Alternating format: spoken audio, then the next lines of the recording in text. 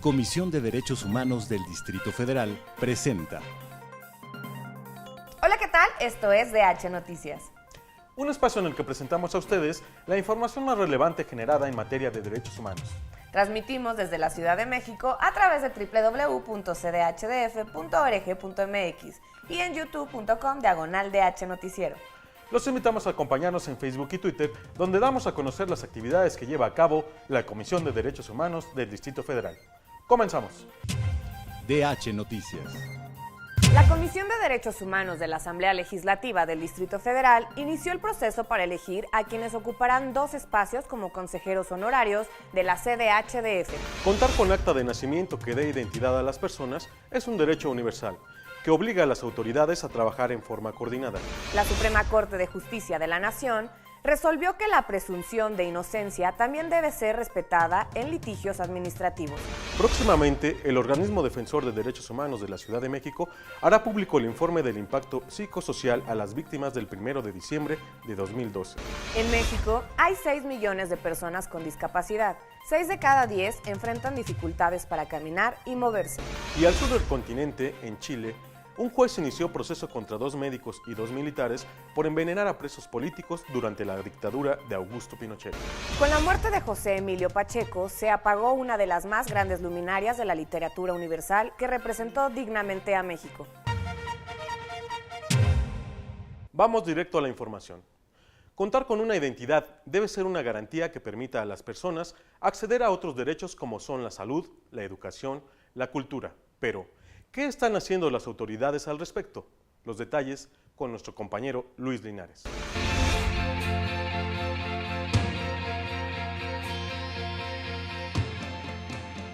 La identidad de las personas es un derecho universal y el acta de nacimiento es necesaria para acceder a servicios primordiales. Por este motivo, el gobierno del Distrito Federal llevó a cabo la primera Feria Nacional de la Identidad 2014 para atender a las personas que radican en la Ciudad de México y que carecen de un acta de nacimiento. En una ceremonia realizada en la explanada del Registro Civil Capitalino, la presidenta de la Comisión de Derechos Humanos del Distrito Federal, Perla Gómez Gallardo, celebró que instituciones de gobierno, autónomas y sociedad civil unan esfuerzos a favor de los derechos de las personas. Es algo que tiene que reconocer el Estado y que no sea un obstáculo el que les falte un documento, el que no sea un obstáculo que ese documento no tenga características que no les permita entender incluso su contenido para que sea el pretexto de dejar de actuar, que no sea el mecanismo que cierre el acceso a los derechos. En el marco del evento se entregó la primera acta de nacimiento en sistema braille, otra en idioma triqui y una más a una persona en situación de calle. Ante autoridades del gobierno del Distrito Federal, la titular de la Comisión de Derechos Humanos refrendó el compromiso de mantener una colaboración estrecha con las autoridades en beneficio de todas y todos los capitalinos. Para DH Noticias, Luis Alberto Linares Cubillas.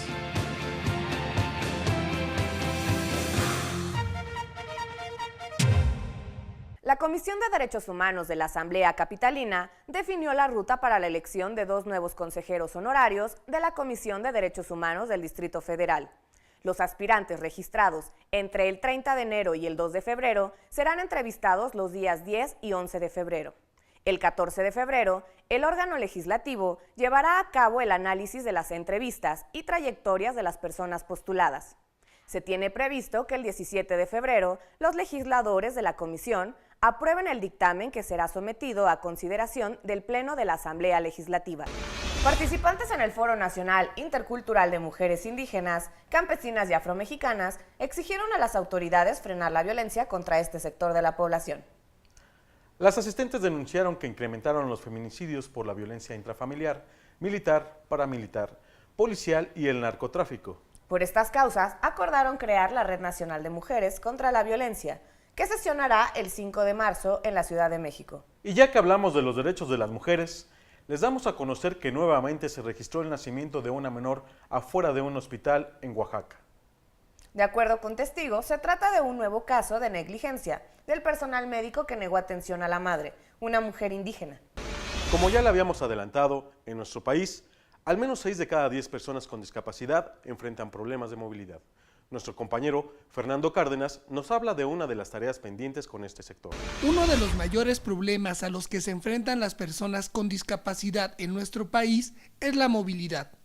En México hay cerca de 6 millones de personas con alguna discapacidad. De ellas, 6 de cada 10 tienen dificultad para caminar o moverse.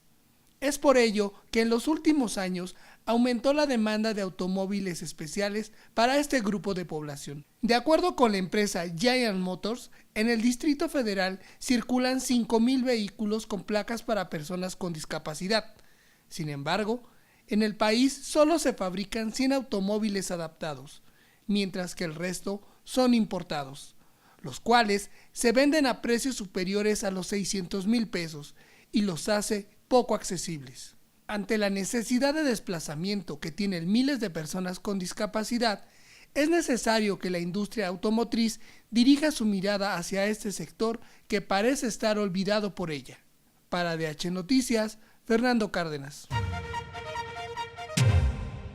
La Suprema Corte de Justicia de la Nación resolvió que la presunción de inocencia que solo aplicaba en juicios penales también debe respetarse en litigios administrativos. Con esta resolución, que establece jurisprudencia, se ordena reconocer que toda persona es inocente hasta que se demuestre lo contrario. Este histórico fallo obliga a modificar un número considerable de normas relacionadas con multas, clausuras, revocaciones de permisos o concesiones, así como arrestos, destituciones, inhabilitaciones y una larga lista de penas aplicables a particulares y servidores públicos. Amnistía Internacional exigió al Estado mexicano una investigación completa e imparcial de la violencia contra manifestantes el 1 de diciembre de 2012, que derivó con la muerte del activista social Juan Francisco Cuy Kendall el pasado 25 de enero. Como se recordará, la Comisión de Derechos Humanos capitalina documentó detenciones arbitrarias, uso desproporcionado de la fuerza, tratos crueles, degradantes e inhumanos, y violaciones al debido proceso de los detenidos. Anunció que próximamente hará público el informe de impacto psicosocial a las víctimas del 1 de diciembre de 2012, con el que se mostrará la afectación sufrida por las personas detenidas en esa ocasión. La humanidad está obligada a mantener vigente la memoria histórica y política de hechos que nunca más debiesen repetirse. ¿Qué tanto hemos aprendido del Holocausto? De ello nos habla nuestro compañero Fernando Cárdenas.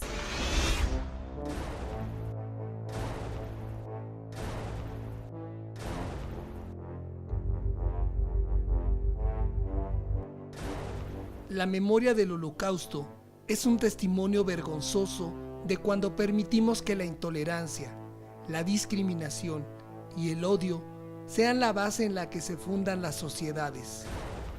El pasado 27 de enero, en todo el mundo, se llevó a cabo la conmemoración del Día Internacional en memoria de las víctimas del Holocausto.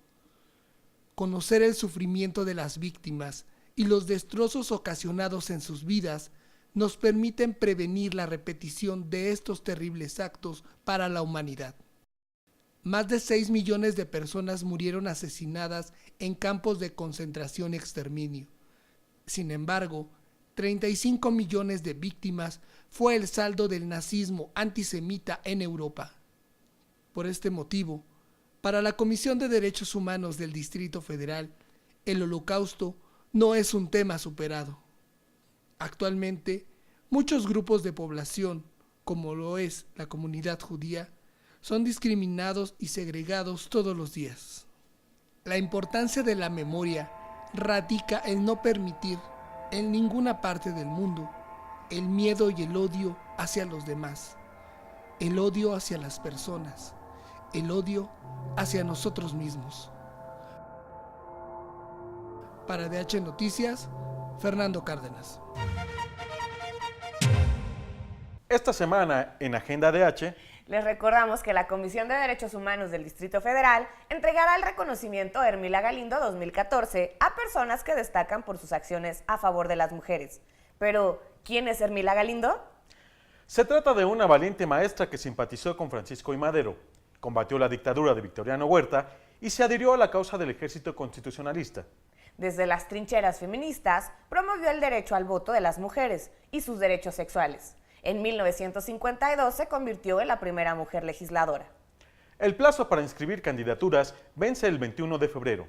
Más información en www.cdhdf.org.mx. Y a los amantes de las artes plásticas, los invitamos a disfrutar del carácter y color de Cordelia Urueta en el Museo Mural Diego Rivera. El espacio alberga una retrospectiva de esta artista, quien sin adherirse a una corriente específica, recibió la influencia del Dr. Atl y de Rufino Tamayo. En otro tema, les decimos que continúa en exhibición Circo, Maroma y Teatro, con la que se rinde homenaje al grabador y caricaturista mexicano José Guadalupe Posada. Se trata de 53 carteles que presentan a un Posada alejado de su personaje tradicional, la Catrina, y con los que anunciaban obras de teatro, funciones de lucha libre, circo, bailes y corridas de toros. El Museo Nacional de Antropología e Historia nos espera con la muestra Keramika, materia divina de la antigua Grecia, en la que se presentan 94 figuras de cerámica y mármol, con más de 2000 años de antigüedad. Leer su vasta y prolífica obra es la mejor forma de honrar la memoria de José Emilio Pacheco, poeta, ensayista, traductor, novelista y cuentista mexicano perteneciente a la generación de medio siglo. Luis Linares tiene la información. La gota estuvo allí en el principio del mundo. Es el espejo, el abismo, la caja de la vida y la fluidez de la muerte. La Comisión de Derechos Humanos del Distrito Federal lamentó profundamente el fallecimiento del escritor José Emilio Pacheco, esposo de la exconsejera del organismo, Cristina Pacheco. José Emilio fue un hombre que dio luz a la poesía, al ensayo y a la narración mexicana contemporánea. La historia del Quijote tiene el don de volar como aquel clavileño. Gracias a su talento, recibió diversos reconocimientos, como el Premio Cervantes de Literatura en 2009, Reina Sofía de Poesía Iberoamericana en 2009 y el Premio Nacional de Ciencias y Artes en 1992, entre otros. Entre sus obras destacan Los elementos de la noche, No me preguntes cómo pasa el tiempo, Los trabajos del mar, El principio del placer, Morirás lejos y Las batallas en el desierto, por solo mencionar algunas. Para DH Noticias, Luis Alberto Linares Cubillas. Y en breve, ¿qué ocurre en el mundo?